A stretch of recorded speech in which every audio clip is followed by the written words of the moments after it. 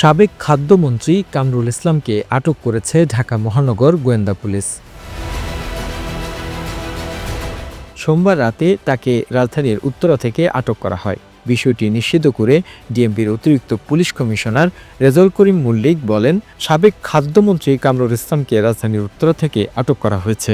আজ রাত তাকে আটক করা হয়। তাকে ডিবি কার্যালয়ে আনা হয়েছে। এদিকে কামরুল ইসলাম এবং তার স্ত্রী সন্তানের নামে থাকা দেশে বিদেশে বিপুল পরিমাণের অবৈধ সম্পদের খোঁজে ইতিমধ্যে অনুসন্ধানে নেমেছে দুর্নীতি দমন কমিশন দুদক।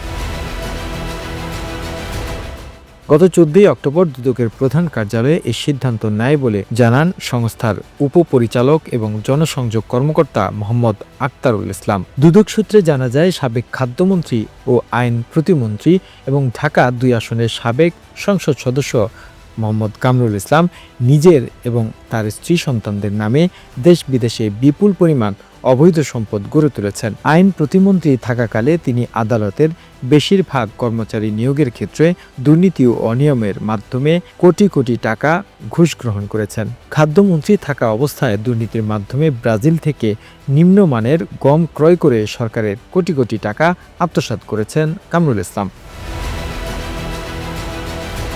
এছাড়া নিজ নামে রাজধানীর 48/1 নম্বর আজগর লেনে 4 তলা বাড়ি নির্মাণ, মিরপুর আবাসিক এলাকায় 2টি ফ্ল্যাট, নিজ নামে মিরপুর হাউজিং এস্টেট, নিজ নামে মিরপুর হাউজিং এস্টেটে 4 কাঠা জমি, নিউ টাউনে 10 কাঠা জমি এবং তার 2টি টয়োটা ল্যান্ড ক্রুজার গাড়িও রয়েছে। তিনি ও তার অন্যান্য আত্মীয় স্বজনদের নামে বেনামে অনিয়ম এবং দুর্নীতির মাধ্যমে প্রচুর জ্ঞাত আয় বহির্ভূত সম্পদের মালিক হয়েছেন। এছাড়া তার বিরুদ্ধে বিদেশি বিপুল পরিমাণ অর্থ পাচারের অভিযোগও রয়েছে। The news Bangladesh desk report.